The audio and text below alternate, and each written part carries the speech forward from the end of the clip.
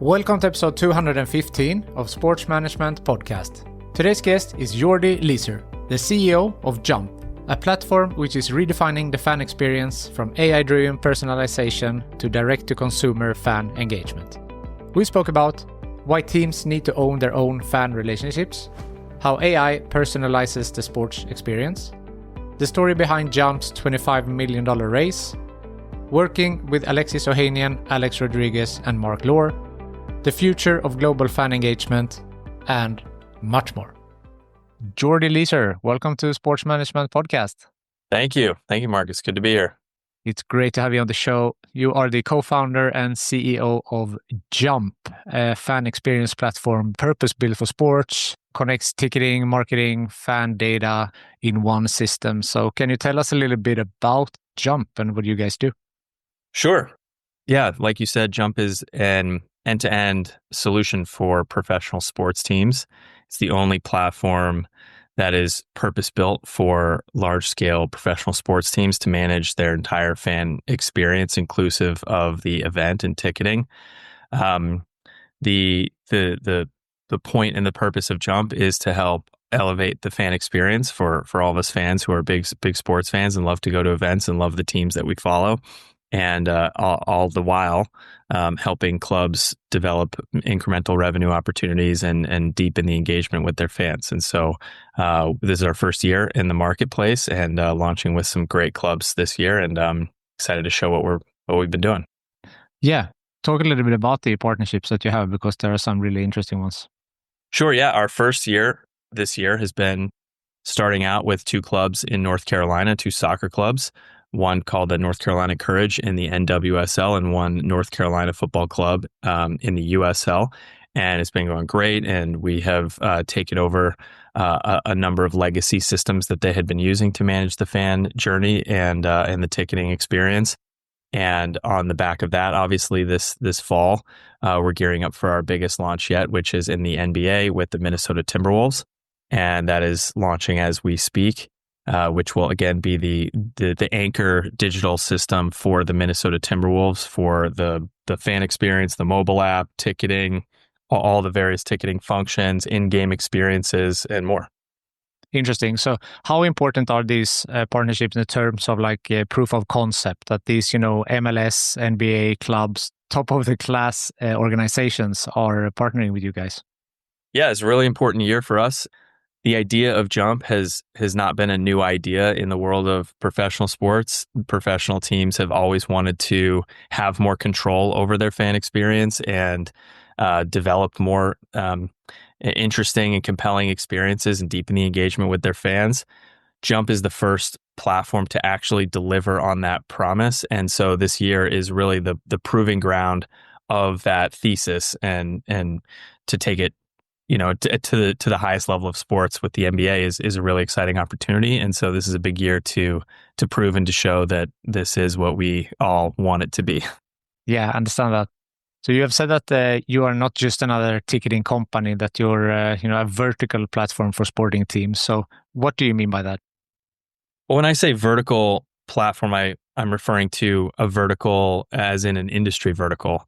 And so, and I guess there's another way to think about vertical, which is vertically integrated in terms of across a technology stack. And so both actually apply here. And so in the world of sports and entertainment, there really isn't a vertical specific, meaning a sports and entertainment specific platform like there are in almost every other large industry. So, that includes platforms like Shopify for e-commerce and brands, Toast for restaurants, Procore for construction management. And so sports has become such a big and important industry in many of our lives, yet there isn't a platform that was purpose-built to help orchestrate all the digital layers and the digital experiences for the customer, for the end customer.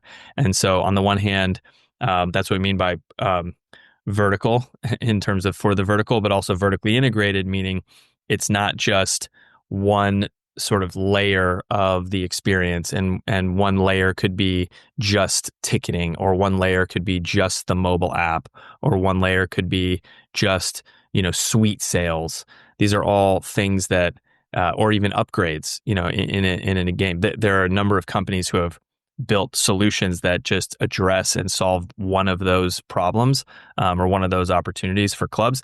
And at the end of the day, if the system isn't completely integrated and the data isn't flowing all the way to the foundational level for the club to use, then you can't take advantage of really what's the great unlock today, which is AI and personalization, and to deliver the right thing to the right fan at the right time. And so building a vertically integrated solution, some people call it like a compound startup or a compound software product, you get the benefits of bringing it all together. We mentioned some new teams and franchises that are onboarding you guys. So how is that onboarding process? What are some challenges, difficulties with getting these new teams up and running? It's a difficult implementation for any club to switch a big provider like a ticketing system. That being said, the ticketing system that we have built and the platform that we have built was purpose built for taking clubs off of the legacy system and onto a new system. And whereas the challenges of the past have been a result of trying to force fit or retrofit, some other kind of company or some other kind of technology into the sports use case, we were built specifically for this case. And so our first implementation with the clubs in North Carolina was done in a matter of weeks and was very, very successful. No issues for the fans or for the club or for the salespeople at the club or the users. And then we were actually put into a pretty unique situation in Minnesota with the Timberwolves, in which we had to do this incredibly quickly in terms of the implementation, and it has gone really well. And so I think in people's minds and in people's recollections, when someone has, or when a club has tried to switch systems, anything as big as this, there's a ton of potential issues that could arise. We've done everything we can to make sure that that doesn't happen here. And we're proving it out because we have the people, we have the experience, we have the knowledge, and we have the technology that's guiding the way. Whereas that just wasn't the case in the past. I understand. And I mean, of course, in the beginning, there's always like minor things here and there that needs to be figured out. And as you said, now you're moving fast with the Minnesota, so trying to get those out of the way as fast as possible. Yeah, it's a large system. So it's not just, like I said, it's not just one layer of the experience. It's not just one thing.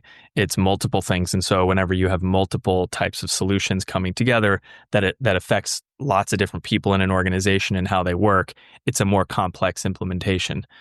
That being said, it is going really well. And I think that, yes, of course, there's always going to be little bumps and nothing's ever going to be perfect. But in the grand scheme of things, and to be able to lift and replace a legacy stack of tools and technologies into a brand new system, it's been going really well. That's great to hear. You mentioned AI previously. And so my question is, how are you at Jump working with AI? And how do you think that AI will impact the sports industry? Yeah, like any company today, we're looking at AI both internally and leveraging it in terms of the way that we work, as well as delivering it into the product itself for our customers and our customers' customers. So on the internal side, it's definitely a mindset shift in terms of a company that was started. Our company was started in late 2021, which was before the quote ChatGPT moment. And so a lot of the workflows and a lot of the ways that we approach our work, we're reorienting and in a process of reorienting all the different things that we do in terms of how we work. And that affects every part of our business, from recruiting to marketing to talent development to engineering. And so in terms of productivity gains and how we work, we're really leaning into it as much as we can, and will increasingly do so.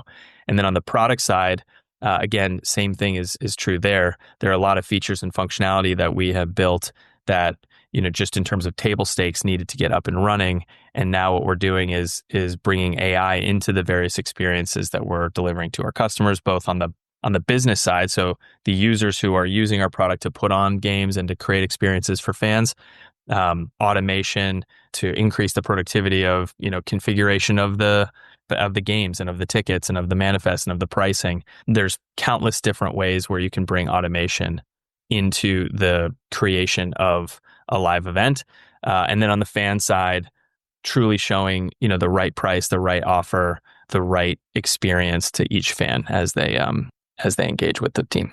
Yeah. Yeah, I think we all have some experience now with AI, as you said, ChatGPT, and everyone is playing around with it either for personal projects or at work. Any financial, ethical implications that need to be considered? In this industry, yeah, it's a good question. I don't see as many potential pitfalls in terms of security and safety. I think and privacy around AI. I think at the end of the day, as sports fans, we want to have a experience that's relevant to us. I don't want to be shown if I like to go to games with my friends, and then another person likes to go to games with their little kids, or you like to go with your elderly parents or whatever. You should be shown the right kind of offers and tickets and experiences and content that's right for you. And so I think fans want that. And so the more that we can lean on AI to deliver that, I think there's nothing but lots to gain in this industry in terms of leveraging AI. Yeah, I would agree. And you mentioned that direct to consumer interaction, that more teams and leagues want that. Why is that so important, you think, to have that direct D2C communication? Yeah, every business that does interact with any scale of customers, it's almost unthinkable for them to not have a direct relationship with their customers. I think I was hearing one of the executives talk about, one of the largest concerts and the largest sporting events in the world. At the end of those events, they, meaning the team, the league, the artist, they don't even know who was there. I mean, at the end of the day, all of the details of the people and what they do, what they bought, what they clicked on, all of their experiences, the behavioral analytics in any other business, every single touch point of your customer you own, you get to leverage to then deliver an even better experience, before the event, during the event, after the event, whatever it would be in this case. In this industry, there is a middleman or a middleman layer of infrastructure and architecture that makes it incredibly difficult, if not impossible, to have that data set. And so going direct just means almost just like giving clubs, sports teams, what every other business has had for 20, 30 years, whether it's a hotel company and you book your room directly with the Hilton app or the Hyatt app or whatever, or your flights with Delta or, Nike. These are brands that connect directly with their customers. In the days of having to go through an intermediary or a wholesale channel or partner, those days just don't exist anymore. You can have those for distribution, and they make a lot of sense for distribution channels, and they always will. But again, just like any other direct business, they want to own their own channel first, so that they can develop the relationship with their customer and then deliver the right thing at the right time to the right customer. For sure. And the Nike example is interesting, right? Because they made an aggressive approach in, cutting down some of their wholesalers to do more by themselves. And then, it was also COVID and some other things, but I think they realized this sweet spot, right? That you need the distributors and the retailers to sell, but you also need to have obviously their online and their D2C connection with the fan as well. So just finding that sweet spot. Exactly. And actually you're seeing this play out in the industry, live events, where you have distribution direct to other marketplaces, where you can actually take a lot of tickets and distribute them through secondary ticketing marketplaces. And there are many of them. There's actually more than people realize, instead of just the big names. And so you can distribute them, but as the club can make the decision to distribute to those other places, but then also still own their own channel. And it's unfathomable to think of a brand today that touches customers that doesn't own their own channel first. And then, to your point, there is some sweet spot, there is some amount of distribution versus direct that makes sense for every business. And by the way, that also might evolve based on the maturity of that brand. And so if you have a huge globally recognized name where people just kind of think and go to your brand, or they see your brand in third-party outlets, that might be different than an emerging brand or emerging need.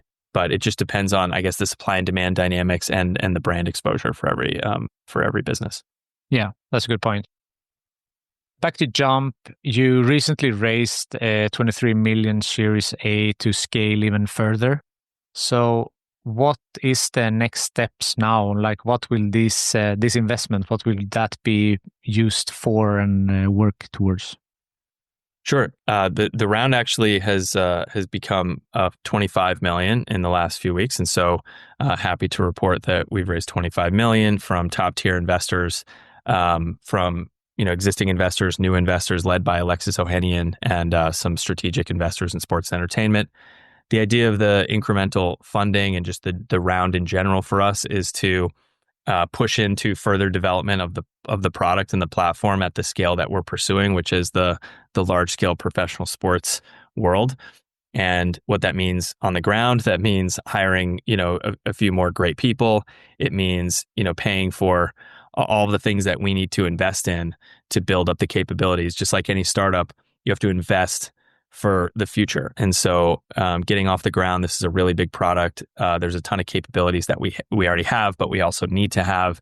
And so it's just the furthering and continuing of the development of the platform and servicing our first few customers. And then I think of it as kind of a nail it and scale it moment for us. And so this year, as we launch the platform with the soccer clubs and the NBA, it's all about nailing it. And then the next chapter for us will really be about scaling it.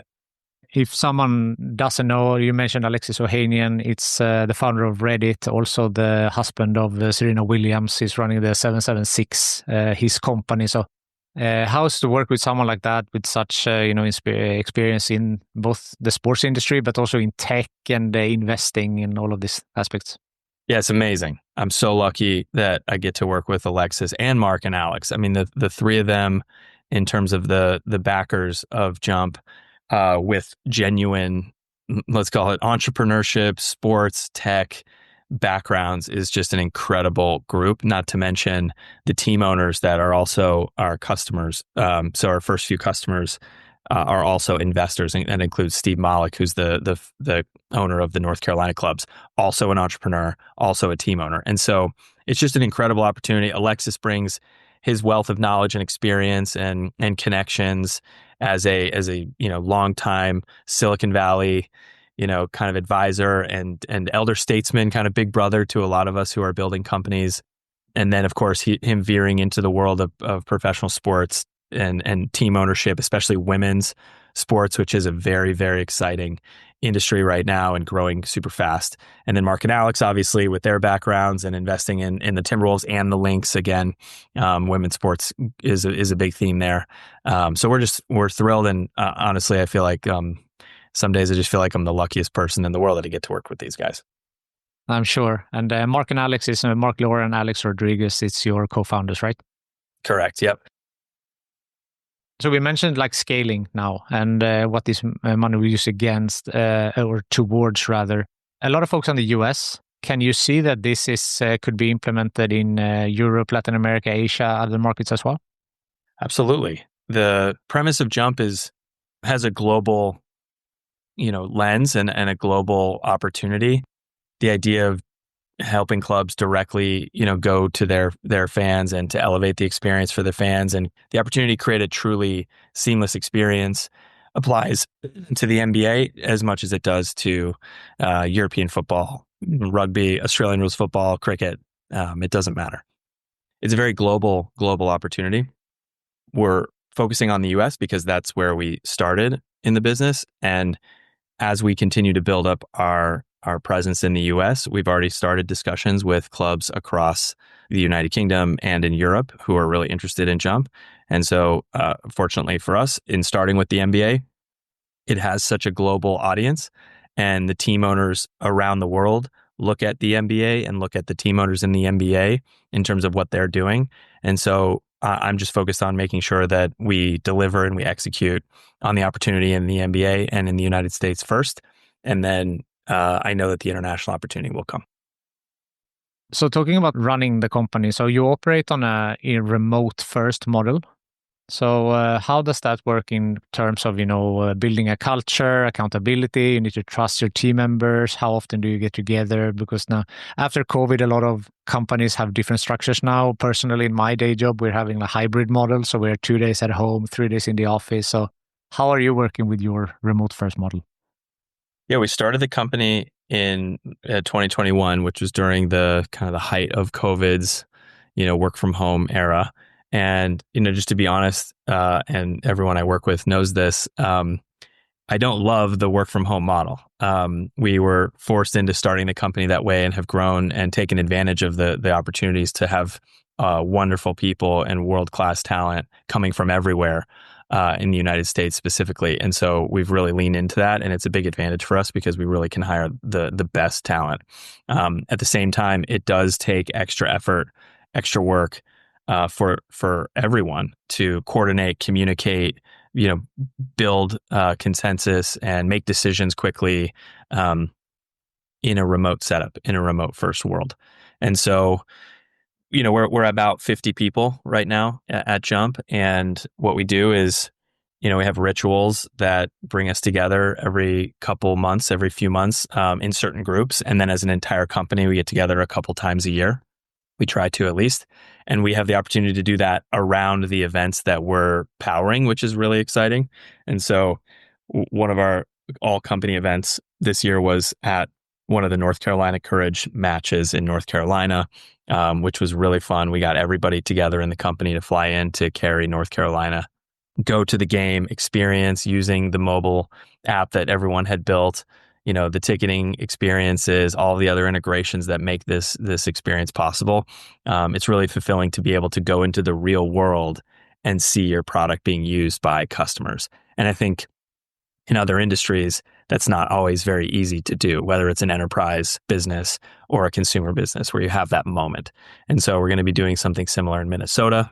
And I envision we're going to be continuing to do that. So bringing everyone together as a whole company a few times a year, getting together in smaller groups in person several times a year, and then making sure that you have to be disciplined about really good communication and collaboration and leadership.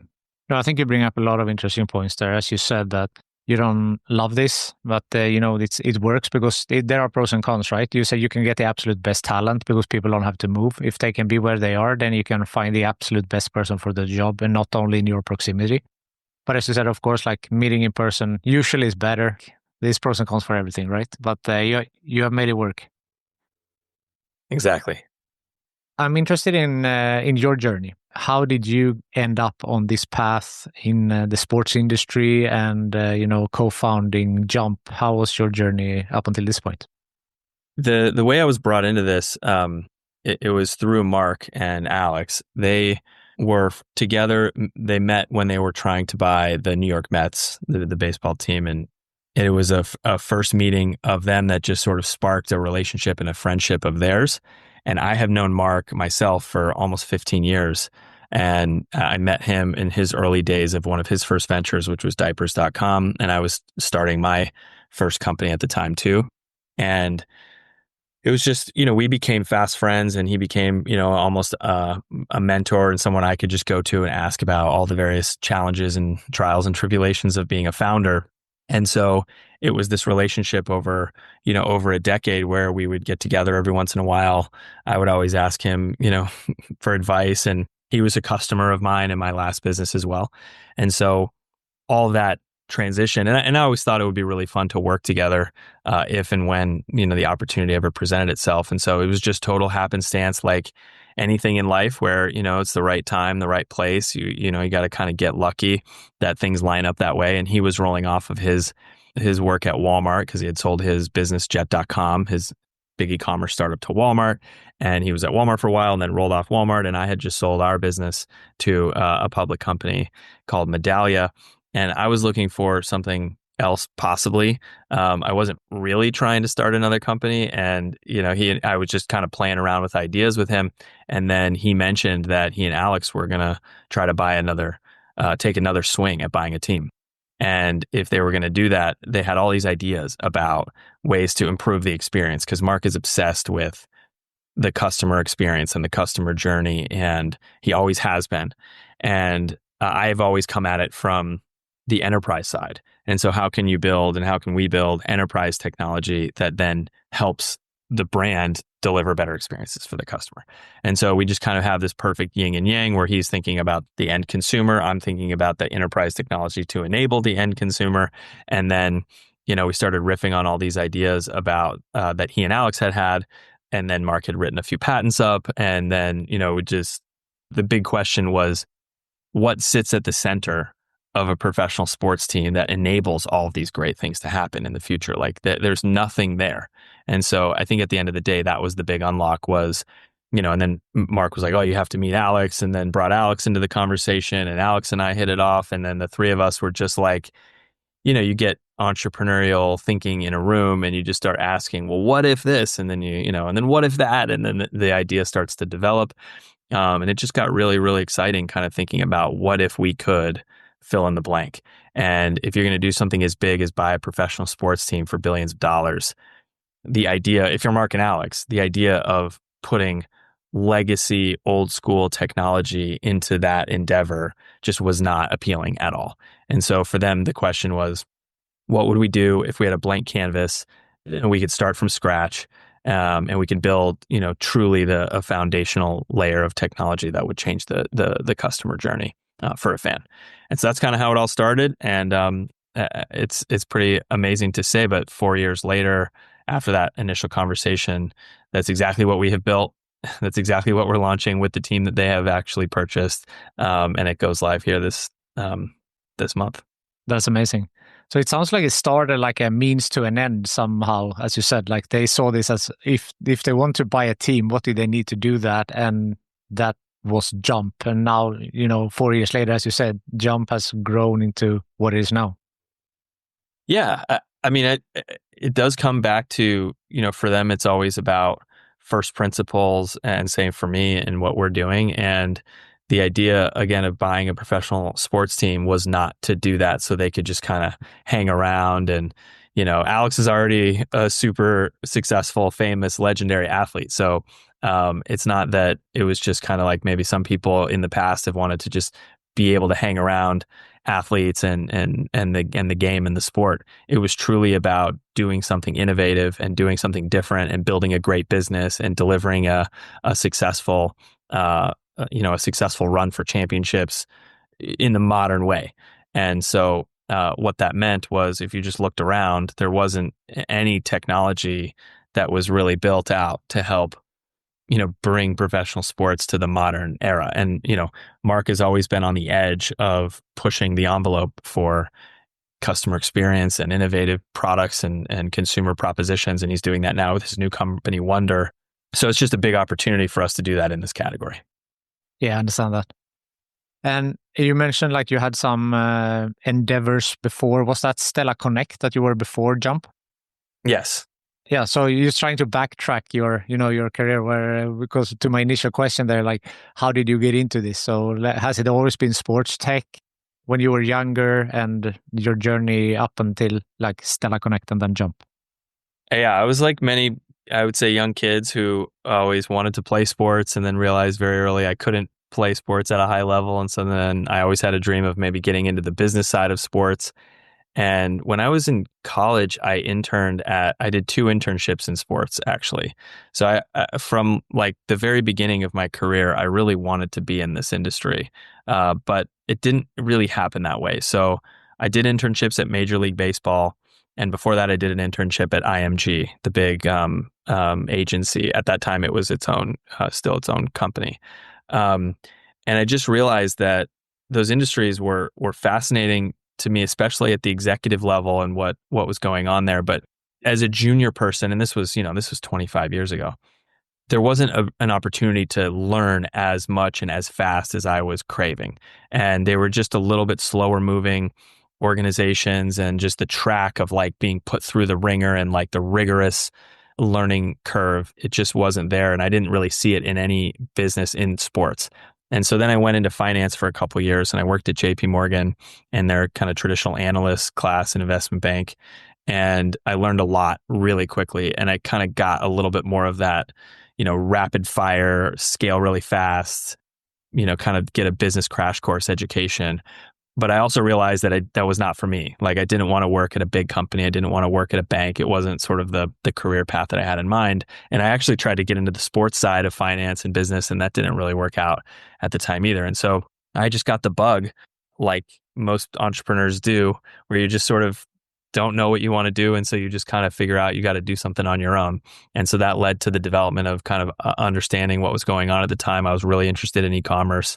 I was really interested in customer service, and those two things slamming together. And how can you trust companies online to deliver products and services, and, all kinds of questions that were occurring. And this was 2008, 2009. And so ended up developing with my partner, John Ernsberger, who's also part of the founding team at Jump.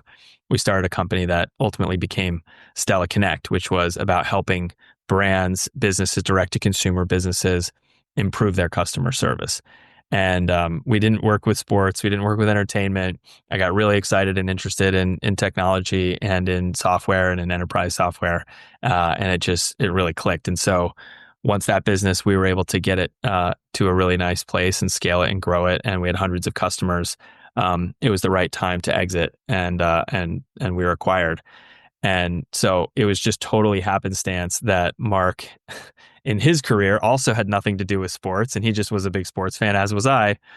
That once he was in a place where he was brought into these kinds of conversations about buying professional sports teams, that I was then brought into that conversation with him as well. And so it was just sort of 20 years later, after I'd interned at Major League Baseball and after I'd interned at IMG and wanted to work in sports, 20 years later, Mark said, I think I'm going to buy a sports team. Why don't we build some really big technology around that?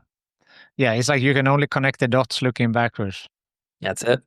It seems like a lot of experience you have had through your internships and through your other ventures now is very beneficial to you at Jump. Yeah, you definitely have to build on every part of your journey, and you don't really know where it's going. But if you do, I would say you do have to keep your eyes open, and you have to keep your mind open to what's out there and what's possible. And there are these few moments in your life where opportunities present themselves, and you never know when they're going to be, and you never know why and how they're going to be there. But it's all about keeping that motion going, where you're building skills, you're building experience, you're building your network. And then when and if the time comes to try something or do something, it's not always going to be obvious, and it will usually come with quite a bit of risk. But if you're open to that kind of experience, and you have the opportunity, and you have the support, and you have the family that is supportive, and I'm really grateful and lucky in that way that I do, you can pursue these kinds of endeavors. Has there been any bumps on the road in your career? And if so, how did you overcome them? Oh, so many bumps. Well, yeah, I mean, obviously, just starting in my career, I was in finance during 2008 when the global financial crisis melted down, most of the debt and the credit ecosystem. And so I was working on the debt and credit side at JP Morgan during that time. And, I would say at least half of the floor that I worked on was laid off or let go during that time. I was not laid off. I was moved to another group, but it was not kind of a thing that I wanted to do. And it was, again, that was a pretty unbelievable time for people who lived and worked in finance during the global financial crisis. And then, of course, moving into my own and my first entrepreneurial journey, so many challenges and bumps and bruises in building a startup as a first-time founder in that first company at Stella. The original name of the company was Stella Service. And the first product that we built was actually not Stella Connect. It was an entirely different business, an entirely different product. And it was still servicing and trying to accomplish the same mission of improving and improving customer service, but it didn't really work. It didn't really deliver the long-term value that it needed to be a sustainable solution. And so we ended up raising lots of money. We ended up hiring lots of people. We didn't have the experience to know what good looked like. And we didn't realize, and we didn't know whether or not the business was actually working. And we ended up having to lay off a bunch of people. We ended up having to, recapitalize the company. It was a very, very challenging time, but we had to keep going, and we had to reset, and we had to regroup, and we had to start over effectively inside of the company that we had already built. And so very, very rarely does that ever work out. And so in terms of building resilience, building up scar tissue, understanding that, like I always say, the name of the game is to stay in the game in this industry. And so we hung tough, we got creative, we redeveloped a new product. We had great investors who stuck with us, raised some additional capital, and were able to build a really good business in Stella Connect. And so, that was like a 10-year journey that I, explained in 2 minutes, but it was an unbelievably bumpy and challenging time, but at the same time, you have these peaks and valleys. And if you can get through the valleys, the peaks when you're working with a team and building something together are just unbelievable. And so here with Jump, I mean, I would say that we very, very publicly have had a big bump in the road, which was that Mark and Alex and I started this company to launch it with the Timberwolves. And Mark and Alex ran into a very big problem in trying to buy the Timberwolves, and that the person that they were buying the team from 2 years into the process of buying the team just woke up one morning and decided he no longer wanted to sell the team to Mark and Alex, claiming that they had not lived up to their end of the deal. Mark and Alex heavily and emphatically disputed that. I, of course, was behind Mark and Alex 100%, and it caused a year delay in everything that we were trying to do, including for Mark and Alex. And it was very, very difficult for them, very difficult for us as a beneficiary of their deal to buy the team. And they stuck with it. Speaking of tenacity and sticking to it, and ended up winning in that legal dispute and eventually taking control and buying the club. And us at Jump, by extension, also, hanging tough, going through a challenging period as like I said, a beneficiary of them buying the club. And here we are today. I'm excited to say that we're launching with them. That's fantastic. There are always bumps along the road. You made it through them all, and you always try to see the positives, right? Maybe this 1 year you were able to fine tune some things within Jump before now this partnership. So of course not what you had wished for, 1 year delay, but now it's here. Absolutely. There's definitely in every possible way when you're building a business and you're in startups, all the trials and tribulations, all the turns that you didn't think you would make or have to make, or challenges, you can look back at almost all of them and take some positive from them. And in many cases, you can almost say like it turned out actually better that way. And in this case, it's hard to say exactly, but I think a lot of people on our team at Jump would say, man, that extra year that we got, even though it was really painful to do all the things that we needed to do, and all the challenges for us and for our investors and everyone to kind of hang tough for an extra year when we didn't think that was going to be the case. The product is so much better than it would have been a year ago launching in the NBA. We did have the opportunity to launch with a couple other clubs to start to get the familiarity and to understand and to build and grow. And so it's made a big difference for us in terms of what we can launch today. Someone with experience like yourself, what would be your best advice for someone who wants to pursue a career in sports?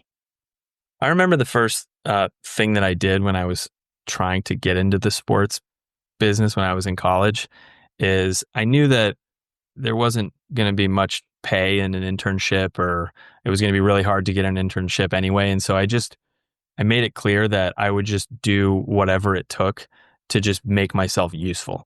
If there wasn't even a job available, I didn't care. I would just offer my services. I would just help.